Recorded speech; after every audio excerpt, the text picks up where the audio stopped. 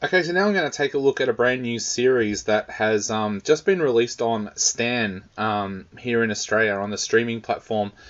The series is called Show Me the Money, and it basically goes behind the scenes of the AFL trade period. Now, the AFL trade period in question that this looks at is last year's trade period. So you get to see behind the scenes of what happened in the offices of people like Paul Connors during the trade period. You firsthand, these are fly on the wall kind of stuff. There is cameras in the offices, and you watch as some of the most important trades during that period happen. The trades of people like Luke Dunstan, Adam Chera. It also looks at how player managers, including former Big Brother winner Ben Williams, go out and sign the young players that are going through the draft system. And I'll touch a little bit more on that later, because I think that almost needed to be a separate documentary. But first of all, I'll talk about the what this series, Show Me the Money, shows during the trade period. It is absolutely amazing. The series was co-created by Cos Cardone, and him and his team have done an absolutely fantastic job with this series. It brilliantly shows what it takes to be a player manager. There's some really great interviews in this where it talks to people like Paul Connors and his team about why they got into player managing, what the difficult aspects of player managing is. And one of the first things I noticed with this is how much they care about their players' welfare. Of course, we've all seen movies like Jerry Maguire where it's kind of like, yeah, well, show me the money. That's all that they're interested in.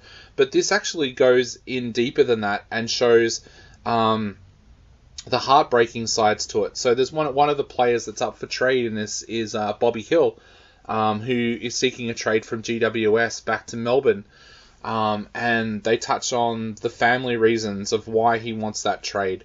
The same with Jeremy Finlayson leaving GWS. They touch on this is not just a player who wants money. This is a player who wants to be back with family. In Finlayson's case, he wants to be back with his partner's family. And it shows how the player managers talk that through. And that really, really struck me, just how these player managers are caring about the welfare of their players. It's not just about them wanting money. So you get to hear some things that are pretty shocking for people out there that love AFL football. Some of the player managers during the conversations that they have on the phones during this talk about clubs that they don't want to deal with. Luke Dunstan talks about what a terrible time he had at St Kilda. It's incredibly candid, and I have to admit I wasn't expecting that from the documentary. Knowing how guarded the AFL is about their brand, I thought stuff like that would be edited out. But yeah, there is a heartbreaking one in this as well, where one of the trades doesn't happen, and you're left wondering what happens to that player now. He obviously doesn't want to be at the club. And yeah, it's heartbreaking.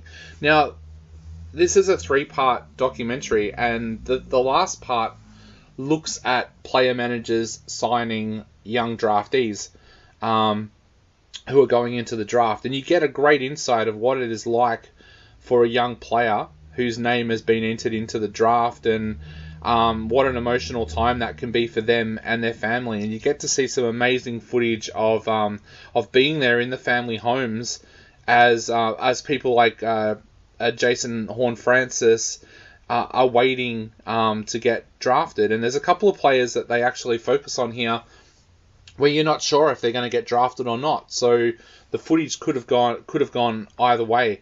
I actually thought that part needed a few more episodes. I think this could have been a documentary series that could have been spread out to like 5 or 6 parts, because I really felt that the draft stuff, which was emotional to watch and suspenseful to watch, almost felt like it was rushed in a sense. I could have gone easily another 2 or 3 episodes of watching the young draftees signing with their managers and then looking at the draft and waiting to be drafted. But look, this is a fantastic documentary series. It's on Stan. I'm going to give it 4.5 out of 5, just because I think that it did rush the little bit at the end that I wanted to see so much of. But brilliant. If you're an AFL fan, you have to watch this. If you're not an AFL fan, I think you'll still enjoy it, and you'll get a lot of the suspense and of what it's like learning about a brand new occupation. But 4.5 out of 5, and Show Me the Money is on Stan right now.